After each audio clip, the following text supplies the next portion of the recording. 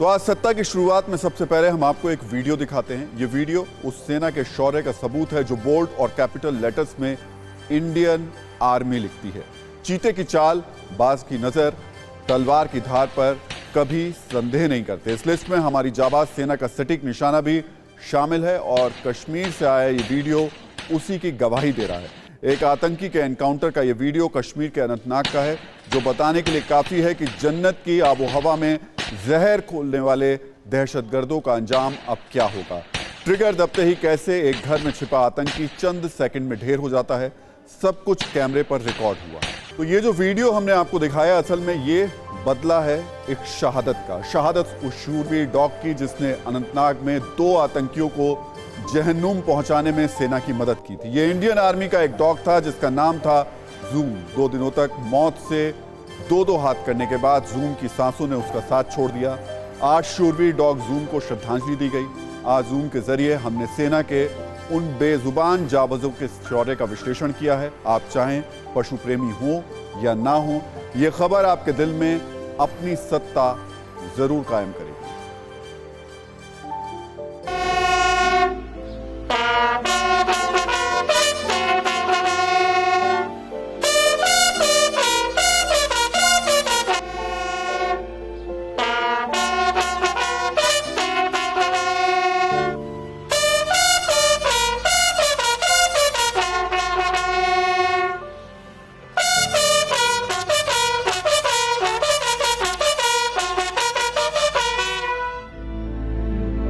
देश पर कुर्बान होने का सपना हर सिपाही संजोता है। देश के लिए सर्वोच्च बलिदान की ख्वाहिश हर जवान के दिल में होती है। अपने वतन के लिए वीर गति के ख्वाब हर सैनिक देखता है और ये सौभाग्य जूम को मिला है। भारतीय सेना का assault silent warrior dog zoom, जो अब से कुछ दिन पहले आतंकियों के खिलाफ स्पेशल ऑपरेशन के दौरान शहीद हो गया। जूम को पूरे सम्मान के साथ सेना ने श्रद्धांजलि दी। जूम को श्रद्धांजलि दी जा रही है। आपको बता दें कि जूम भारतीय सेना का एक साइलेंट वॉरियर था। दक्षिण कश्मीर के अनंतनाग में एक एंटी टेरर ऑपरेशन के दौरान जूम को 2 गोलियां लगती है। हालांकि उसका उपचार चलता है, लेकिन कल जूम जो है वो दम तोड़ देता है। लेकिन इन सब के बीच आप देखिए कि भारतीय सेना के साइलेंट वॉरियर्स और भारतीय सेना के जवानों की तरफ से किस तरीके से यहाँ पर श्रद्धांजलि जो है वो दी जा रही है। साइलेंट वॉरियर जूम ने श्रीनगर के वेटरनरी हॉस्पिटल में आखिरी सांस ली। बेल्जियन मेलिनॉय ब्रीड के जूम ने कुछ दिन पहले ही अनंतनाग में एक घर में छिपे 2 आतंकियों पर घातक हमला किया था, जिसके बाद हमारी फौजियों ने आतंकियों को मार गिराया। मुठभेड़ के दौरान आतंकियों ने जूम को 2 गोलियां मारी। गोलियों की वजह से उसका चेहरा बिगड़ गया था। उसके पिछले पैर में भी गोली लगी थी। वो 10 महीनों से भारतीय सेना के उत्तरी कमांड में 15वें कॉर्प्स के लिए देश के दुश्मनों से लोहा ले रहा था। लेकिन जूम कितना ताकतवर था, दुश्मन पर कैसे कहर ढाता था, वो भी देख लीजिए। वो स्पेशल साइलेंट वॉरियर है भारतीय सेना का, जो इस समय ये देखिए आप घर के अंदर छुपा हुआ आतंकी पर किस तरीके से प्रहार जो है ये असॉल्ट डॉग कर रहा है। ये देखिए यही वो ट्रेनिंग है जो भारतीय सेना की तरफ से इन असॉल्ट डॉग्स को दी जाती है और इनकी वजह से ही कई बार भारतीय सेना को कई बड़े ऑपरेशंस में कामयाबी जो है वो मिली है। आप घर के अंदर सर्च करते हुए नजर आ रहे हैं, कहीं यहाँ पर कोई आर्म्स एंड एमुनेशन तो नहीं है। इससे पहले आतंकी को गिराया था। ये देखिए हथियार जो है, हथियार किस तरीके से यहाँ पर वहाँ उस घर के अंदर से निकाला है।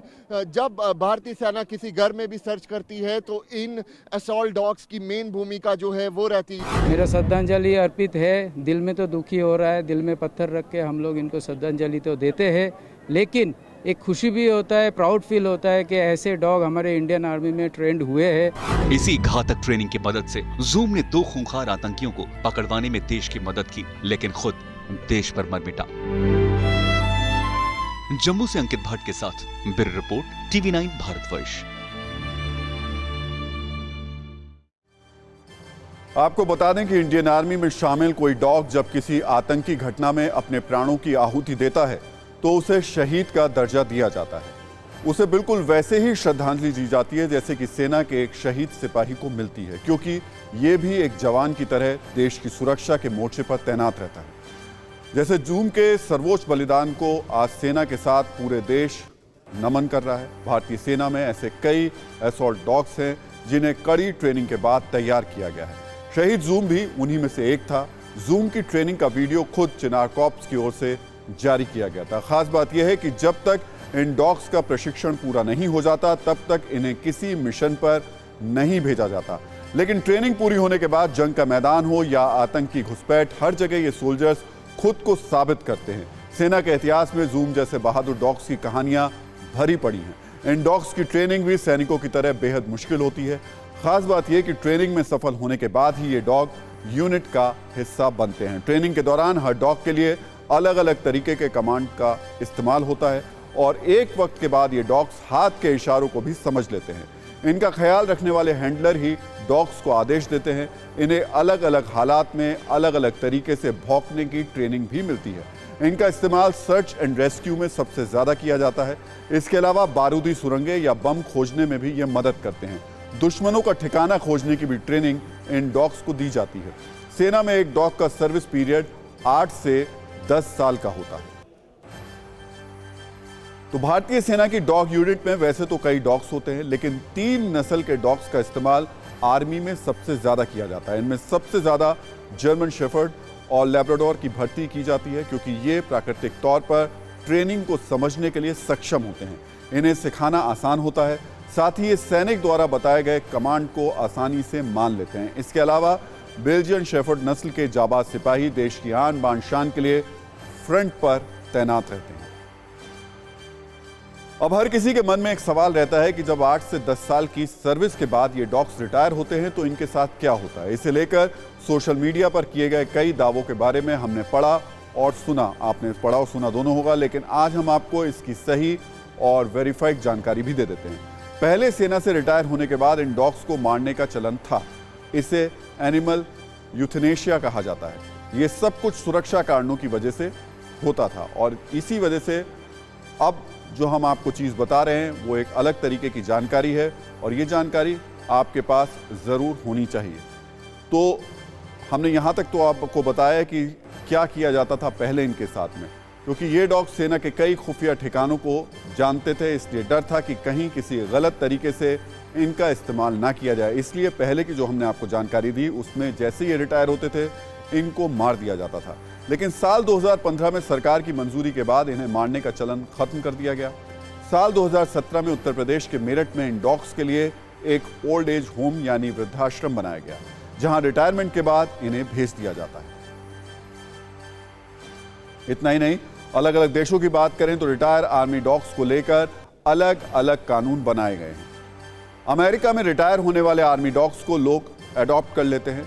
जिन्हें अडॉप्ट नहीं किया जाता उन्हें एक खास एनजीओ को दे दिया जाता है। इसी तरह ब्रिटेन में भी आर्मी डॉग्स के लिए ओल्ड एज होम बनाए गए हैं, जहां रिटायरमेंट के बाद उन्हें रखा जाता है। जबकि जापान में तो रिटायर हो चुके आर्मी डॉग्स के लिए अलग से एक हॉस्पिटल होता है, जहां इन डॉग्स के लिए बिल्कुल इंसानों जैसी सुविधाएं होती हैं। लेकिन देश कोई भी हो, जब तक जूम जैसे ये डॉग सर्विस में रहते हैं, राष्ट्र की आन बान और शान के लिए डटे रहते हैं। देश को जूम जैसे इन बेजुबान बहादुरों पर फख्र है।